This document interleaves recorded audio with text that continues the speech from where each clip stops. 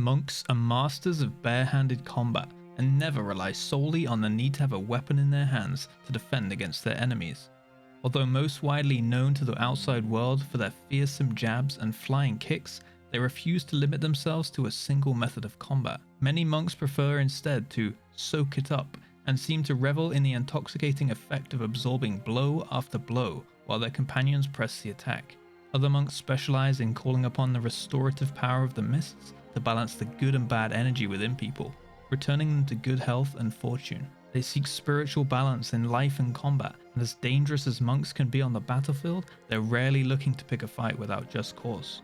Perhaps most surprisingly, monks are also adept at producing powerful brews that they consume to aid them in battle. Monks wear leather armor but have some great defensives and unparalleled mobility to make up for it. They also provide their allies with the Mystic Touch debuff. This is similar to that of the Demon Hunter, but instead providing 5% damage increase to anything physical. Brewmasters are sturdy brawlers who use unpredictable movement and mystical brews to avoid damage and protect their allies. They play around high dodge chance with their stacking dodge mastery and by staggering damage taken, taking a portion of it over 10 seconds instead of it being all up front to the face. And they further increase this stagger cap by maintaining a buff called Shuffle. This is done through their rotation and using their hard hitting abilities. By taking large hits without active mitigation, over time your stagger debuff will grow very large, at which point monks can cleanse a portion of it with Purifying Brew. This, along with a decent selection of self-heals through shields, healing spheres, and elixirs, creates a fairly smooth damage intake profile as long as you can keep your brews on low cooldown. Keg Smash and Tiger Palm will reduce the cooldowns of all brews by a couple of seconds each use, so you are rewarded for playing better by becoming more tanky. And if things ever get too much, you can always roll away and throw down a Ring of Peace while you wait for cooldowns. Windwalkers are martial artists who pummel their foes with hands and fists. By spending energy, they build up chi, which they use to unleash their most powerful attacks like Fists of Fury, Rising Sun Kick, and Spinning Crane Kick. Windwalker gameplay revolves around usually never casting the same ability twice in a row, so you'll find yourself doing combos to keep your mastery rolling. They have very strong offensive cooldowns in Storm, Earth, and Fire, splitting your elemental powers into 3 spirits, of which you will control 1. These spirits can duplicate your attacks and be set to attack enemies at random or to focus one target in particular. Windwalker monks can also call upon the mighty spirit of Zuen to aid them in battle, who will deal huge damage and can grant a large haste bonus. Dragonflight has also removed a large pain point for Windwalker, making it slightly easier to mark enemies on AoE with the shadow boxing talent, causing your blackout kicks to cleave, and therefore applying Mark of the Crane to multiple enemies in a single use. What it lacked in Shadowlands was single target damage, but with that now being addressed, it's looking to be very strong in Dragonflight.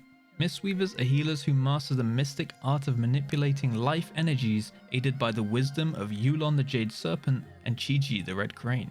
They are a melee based healer from which they are able to heal their allies and deal damage to enemies simultaneously. They are able to use their high mobility to react appropriately to encounter mechanics, using either abilities that directly affect movement itself or spells that can be cast while moving, allowing them to continue healing while repositioning. They spread hots over the raid with Renewing Mist and echo their heals across the group with Essence Font and their mastery, Gust of Mist. They also have great priority target healing with Enveloping Mist, providing a heal over time and a 40% increased healing received to any chosen ally. Soothing Mist can also turn you into a turret, not only providing healing throughput, but also making your larger heals instant cast. On top of this, they have some great healing cooldowns through Life Cocoon and Revival, one acting like a massive bubble shield and a healing external at the same time, while Revival will heal every single person in the raid for a large amount in one single global. With their great defensive capabilities in Fortifying Brew, Dampen Harm, and Diffuse Magic, monks have an answer to any kind of incoming damage, if they can't dodge it entirely by rolling.